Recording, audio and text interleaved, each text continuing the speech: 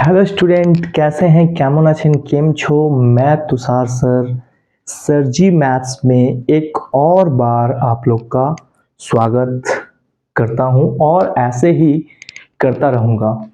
और आज हम लोग arithmetic progression class 10 RD Sharma 5.4 level 2 पे डिस्कस कर रहे हैं।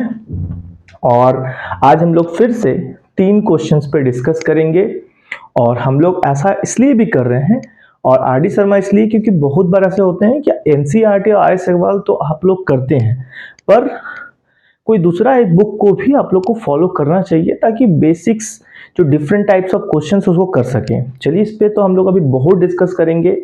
तो हम लोग पहले चलते हैं, सारे तीनों क्वेश्चंस को बारी बारी से सॉल्व करते हैं और क्या इसके कॉन्सेप्ट है उसको समझने की कोशिश करते हैं। ठीक है, तो आज हम लोग चलेंगे क्वेश्चन नंबर 13 सॉल्यूशन पे। चलिए, तो सबसे पहले हम लोग क्वेश्चन को अच्छे से रीड करेंगे। क्या है क्वेश्चन नंबर 13? हमसे क्या कहता है? The 26th, 11th and last term. What is the meaning of last term? अगर हम लोग लास्ट टर्म के बारे में समझें, इन तीनों से हमारे पास तीनों का वैल्यू अवेलेबल है। 26 का वैल्यू 0, 11 का वैल्यू 3, लास्ट टर्म का वैल्यू -1/5 रेस्पेक्टिवली। का मतलब ही होता है कि जो फर्स्ट है the first value, second is the second value, third is the third value, और find the common difference and the number of term. तो हम लोग, आप इसके मेरे पहले जस्ट लेवल 2 के ही 10, 11 और 12 नंबर क्वेश्चन जो आज मैंने सॉल्यूशन करवाए हैं, जो कि इससे मिलता जुलता ही है, उसको भी एक बार आप लोग देख लीजिएगा। तो आप लोग को और ज्यादा आप लोग का जो कॉन्सेप्ट है इस टाइप के क्वेश्चंस में काफी बिल्डअप होगा। तो चलिए, तो सबसे पहले हम लोग एक काम तो कर सकते हैं कि लेट द फर्स्ट टर्म को हम लोग a मान लेते हैं, लेट दी कॉमन डिफरेंस को हम लोग d मान लेते हैं। ठीक है, अब हम लोग क्वेश्चन पे चलते हैं कि हम लोग के पास क्या क्या गिवन है। पहला तो दे रहा है कि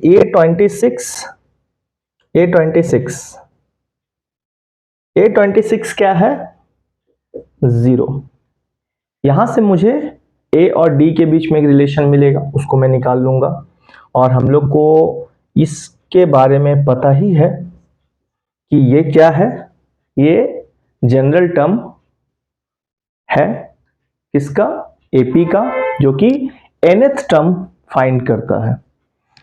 तो दिस इज, हम लोग इसी फॉर्मूला को यूज करेंगे। ठीक है, जो कि इसका फॉर्मूला हो गया जैसे an के लिए, कि an का जो फॉर्मूला होता है वो ये होता है। हम लोग इसी को यूज करेंगे सब में, तीनों पे ही इसी पे यूज होगा। तो इसके लिए आ गया पहला a, ये देखिए 26 है तो n के जगह पे क्या रखेंगे? 26 - 1 d एज इट इज, और an के जगह पे है हम लोग के पास इस कॉन्सेप्ट के लिए, जो कि वो बोला गया है यहाँ पे कि 26 जो है वो 0 के बराबर है। तो a + 25d is equal to 0, तो मुझे a बराबर -25d। तो चलो, यहां से मुझे एक a और d के बीच में एक रिलेशन मिला। अब हम लोग लेते हैं 11th टर्म के लिए 3 और लास्ट टर्म 1/। तो लास्ट टर्म मीन्स हम उसको एज ए an मान सकते हैं। ठीक है, an भी बोल सकते हैं या हम उसको l भी बोल सकते हैं। कितना दिया हुआ है? 1/5 माइनस में। और हम लोग के पास एक और वैल्यू है A11 इज 3, ये वाला इसके साथ, ये वाला इसके साथ, और ये लास्ट टर्म के साथ। ठीक है, हम लोग देख पा रहे हैं, कोई कंफ्यूजन नहीं हो। आप लोग अच्छे से धीरे धीरे देखें तो बिल्कुल समझ में आएगा आप लोग को। तो A11 इज 3। मैं पूरा कोशिश कर रहा हूं कि बहुत स्लो, ना ज्यादा फास्ट, मैं मॉडरेट रह रहा हूं अपने आप को, ताकि आप लोग अच्छे से समझ पाए। A11 यहाँ पे हम फिर से यही फॉर्मूला लगा रहे हैं, अब मैं थोड़ा डायरेक्ट करूंगा, 10d इज 3, राइट। अब मुझे a का वैल्यू ये वाला यहाँ पुट कर देना है ताकि मुझे d डायरेक्टली मिल जाए। तो चलो a का वैल्यू हो गया -25d प्लस 10d 3, तो यहाँ पे मुझे मिलता है -15d इज 3, तो d is equals to 3 by -15, तो यानी d का वैल्यू मुझे मिल रहा है 1/5, ठीक है। अब मुझे एक वैल्यू तो मिल गया, फाइंड करने कॉमन डिफरेंस कहाँ भी गया था, कॉमन डिफरेंस हम लोगों ने फाइंड कर लिया। अब मुझे निकालना है number of term, number of term means n, correct. अब हम लोग क्या करेंगे, जो कि d का वैल्यू अवेलेबल हो गया, अब इस d को यहां रखेंगे, जो कि मेरे पास d आ गया -1/5, इसको बॉक्स के अंदर घेर दें। फिर इस d को मैं इसमें पुट करूंगा, तो आप लोग देखेंगे तो माइनस माइनस प्लस खत्म, यानी a बराबर आ जाता है मुझे 5। तो आप लोग अच्छे से यहाँ पे इस चीज को समझ पा रहे होंगे कि ज्यादा कुछ ऐसा नहीं है कि कुछ कॉम्प्लिकेशन है। तो इसको नोट कर लें, पॉज कर ले, थोड़ा सा इसको हमको रब करना होगा।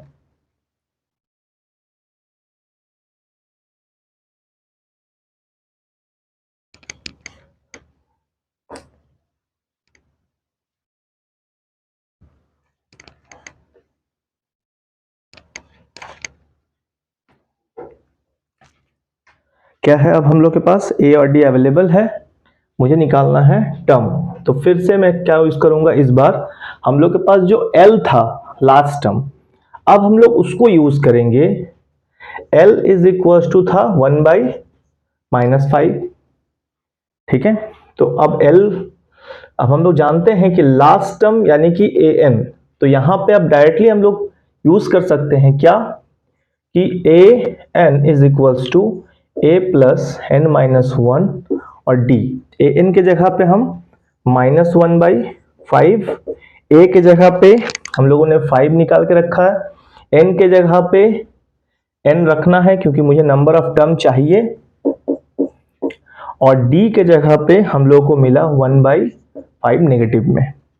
अब हम लोग अच्छे से जानते हैं कि इसको उठा के हम लोग यहाँ नहीं लेके आएंगे। बहुत ज्यादातर बच्चे ये गलती करते हैं कि सेम सेम दिखा, उसको लगा कि या तो कैंसिल कर दो या तो उठा के इधर ले आओ। नहीं, बिल्कुल नहीं, पहले इसको ओपन कर लेंगे, क्योंकि ये इनटू में है, ये आएगा तो डायरेक्ट टोटल आ सकता है, ये सिर्फ ये टुकड़ा उठ के इधर नहीं आएगा, ठीक है।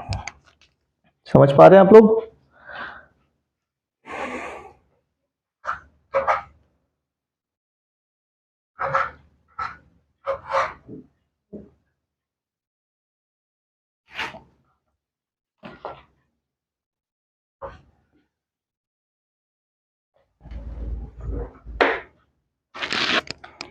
तो अब हम लोग क्या करेंगे, -1/5, आप चाहे तो इसको उठा के इधर ला सकते हैं,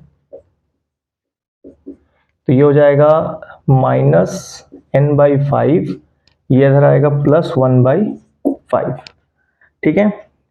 अब हम लोग क्या कर सकते हैं, यहाँ पे सॉल्व कर सकते हैं, या इसको भी उठा के इधर ले आ सकते हैं टोटल, तो वो भी कर सकते हैं आप। -1/5, ये आएगा -1/5, अगेन यहाँ पे -5, -n/5। इसको सॉल्व करेंगे, अब थोड़ा सा रब करना ही पड़ेगा क्योंकि काफ़ी ज़्यादा पॉज करके आप लोग पहले ही उसको उतार लीजिएगा।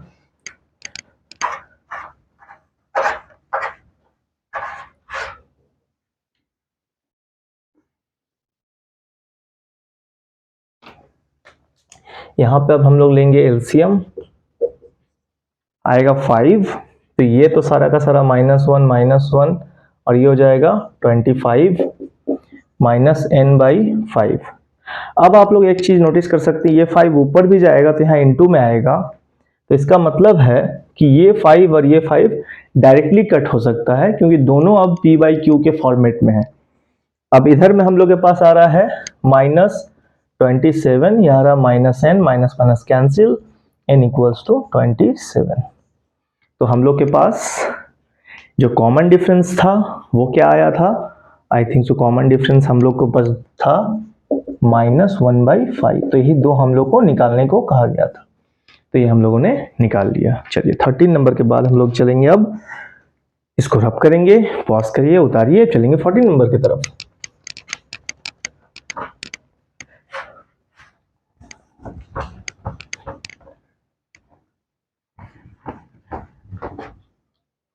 चलिए 14 नंबर क्वेश्चन क्या कहता है, the fourth term of an AP is 3 times the first and the seventh term twice the third term by 1। ये क्वेश्चन थोड़ा सेम ही है बट थोड़ा डिफरेंट है। हम लोग फिर से करेंगे question number 14 solution.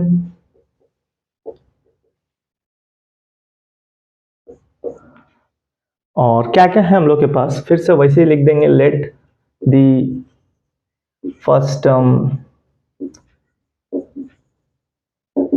A, let the common difference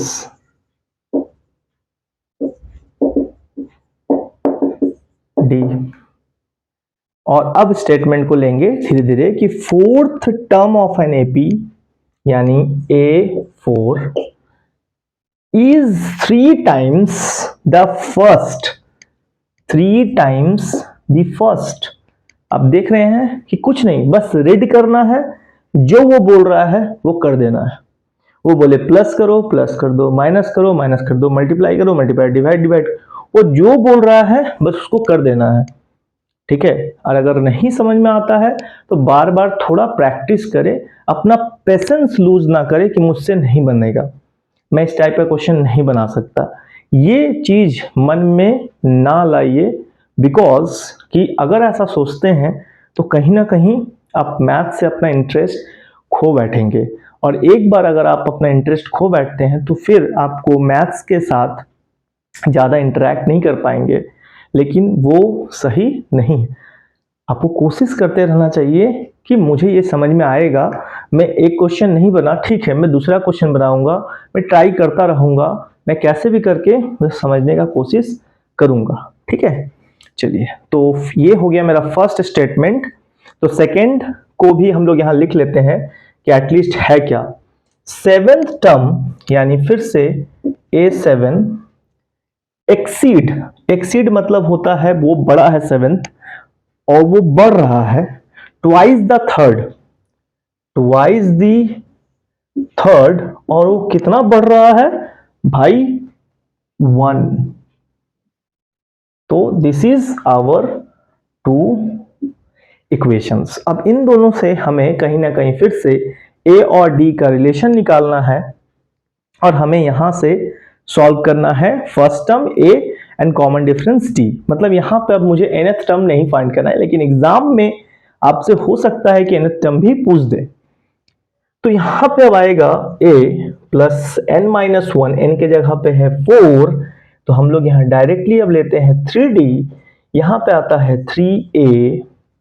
देख पा रहे हैं, कोई डाउट हो तो बेझिझक आप मेल कर सकते हैं, कमेंट कर सकते हैं कि मैं बहुत फास्ट बता रहा हूं या बहुत स्लो बता रहा हूं, या आपको जैसा लगे आप लोग कमेंट करिए। अगर लगता है कि नहीं, मैं हो सकता है कि मैं अच्छा नहीं पढ़ा रहा हूं, बिल्कुल हो सकता है, ऐसा नहीं है, क्योंकि आफ्टर ऑल मैं भी एक ह्यूमन बीइंग हूं।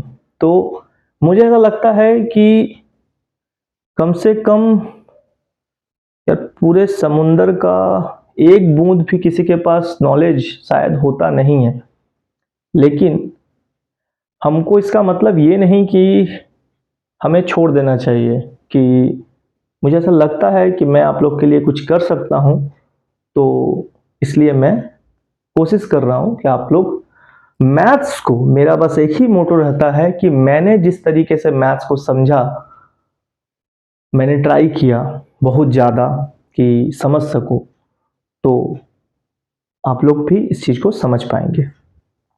तो आते हैं A plus 3D equals to 3A।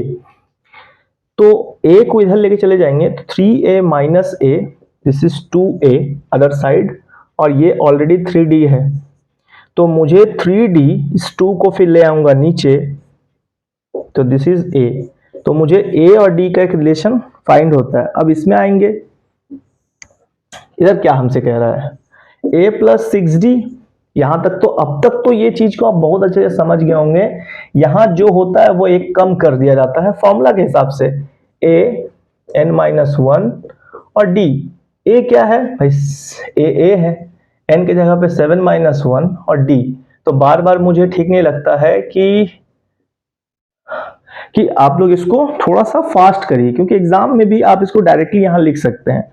ठीक है, एक बार अगर आप फॉर्मूला दिखा दिए हैं तो फिर यहां पे 2 bracket a plus 2d and this is 1, correct. चलिए, तो a 6d 2a minus 4d is equal to 1। तो यहां पे आता है माइनस a, यहां पे आता है plus 2d is equal to 1।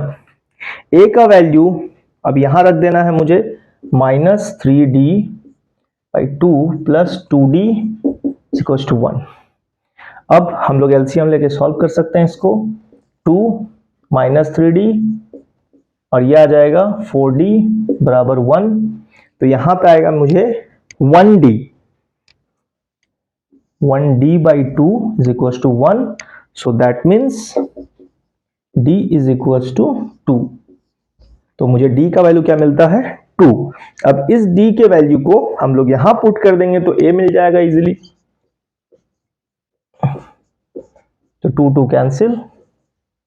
सो ए भी हम लोग के पास अवेलेबल। तो ये क्वेश्चंस भी हम लोग बहुत आसानी से सॉल्व कर लिए, आप लोग देख पा रहे हैं। तो नेक्स्ट क्वेश्चन की तरफ चलेंगे, इसे भी रब करना है, पॉज करके नोट कर लीजिए। 14 के बाद अब हम लोग चलेंगे 15 के तरफ।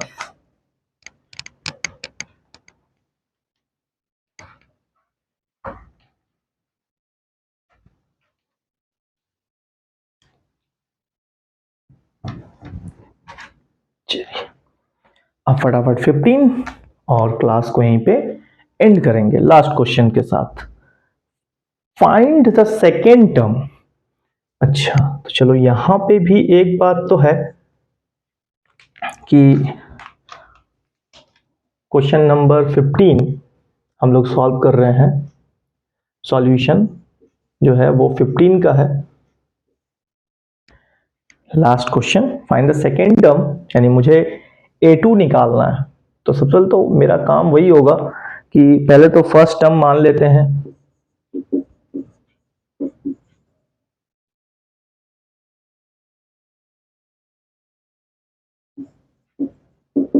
a एंड कॉमन डिफरेंस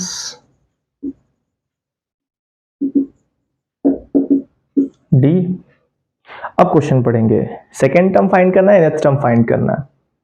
ठीक है, यानी निकालना क्या क्या है, a2 और an।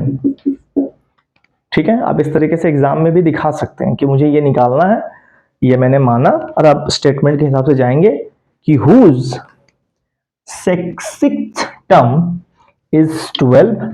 चलिए लिख देते हैं, a6 12 and eighth term is 22, मतलब a8 22।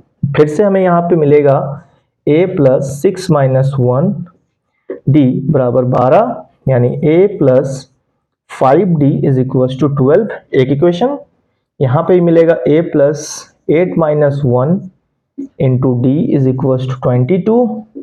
तो a plus 7d is equal to 22। फिर से मुझे दो इक्वेशन मिलता है। फिर से हम लोग को जाना पड़ेगा class 10, linear equation into variable, elimination method, cross multiplication method और मे बी सब्स्टिट्यूशन मेथड। तो हम लोग यहां से क्या करेंगे, एलिमिनेशन यूज करेंगे, जो कि ज्यादा आसान रहेगा।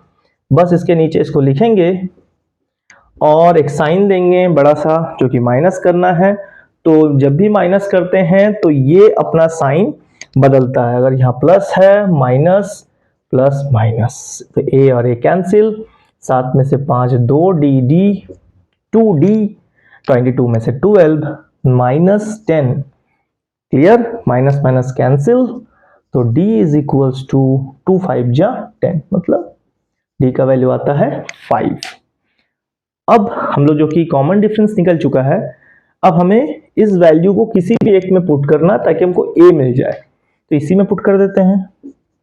7 इंटू 5 22, 35, 5 7 35, 35 उधर जाएगा माइनस 35, तो this is a equals to 5 में से 2 गया 3 और 3 में से 1 गया 13, तो a का वैल्यू आता है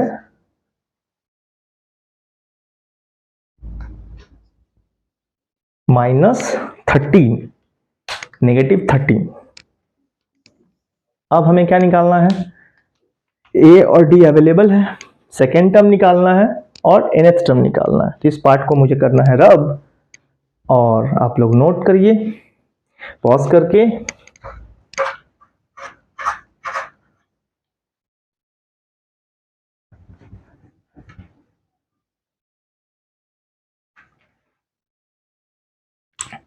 अब हम लोग चलेंगे nth टर्म की तरफ, तो a n is equals to a plus n minus 1 d के तरफ। a का वैल्यू है -13, n का मुझे निकालना है, d का वैल्यू है 5, -13, 5n और 5, तो 13 और ये हो गया -18, तो 5n -18, ये मुझे एक वैल्यू मिल गया। अब मुझे निकालना है सेकेंड टर्म a2, तो आप जैसे मन वैसे निकाल सकते हैं। a अवेलेबल है, d अवेलेबल है, अब 13 में प्लस d कर दीजिए तो भी आपको सेकेंड टर्म मिलेगा, क्योंकि हम लोग को पता है पहला टर्म अगर a होता है दूसरा a प्लस d होता है। अगर तीसरा बोलता तो a प्लस 2d करते हैं। ये एक तरीका है कि आप डायरेक्टली -13 प्लस 5 कर दीजिए -8, ये भी आपका सेकेंड टर्म हो गया। आप चाहें तो ऐसे करके निकालिए, या फिर आप यहां पे n के जगह पे 2 पुट कर सकते हैं। 5 इंटू 2 -18 मतलब आता है 10, -18 -8, तो यानी आपके पास ओन चॉइस है कि आप कैसे सॉल्व करते हैं। डिफरेंट एक मैथ्स को बनाने का डिफरेंट वेज हो सकता है, बहुत सारे तरीके हो सकते हैं। आपको जो अच्छा लगे, जो इजीएस्ट फॉर्मेट हो, आप उसको अपनाइए। मैंने हमेशा से, या मैं बोलूं या हम लोग हमेशा से, मुझे ऐसा लगता है कि हम लोग का जो ग्रुप है, हम लोग जो है यानी हम मतलब सर जी मैथ्स, ऑलवेज इस बात के लिए जाने जाएंगे कि हम लोगों ने इजीएस्ट फॉर्मेट को यूज किया है मैथ्स को समझने के लिए। तो आज के लिए इतना ही, इसी तरीके से सपोर्ट करते रहिए और सब्सक्राइब भी आप लोग जरूर करेंगे। मुझे इस बात का बिल्कुल कॉन्फिडेंट हूँ मैं बहुत ज़्यादा कि आप लोग मैथ्स को अपना स्ट्रांग बनाइए और बोर्ड में अच्छा स्कोर करिए, ताकि आगे भी अपने आने वाले टाइम में मुझे भी अच्छा लगे कि हाँ आप लोग कुछ अच्छा मेहनत कर रहे हैं। थैंक यू, आज के लिए इतना ही।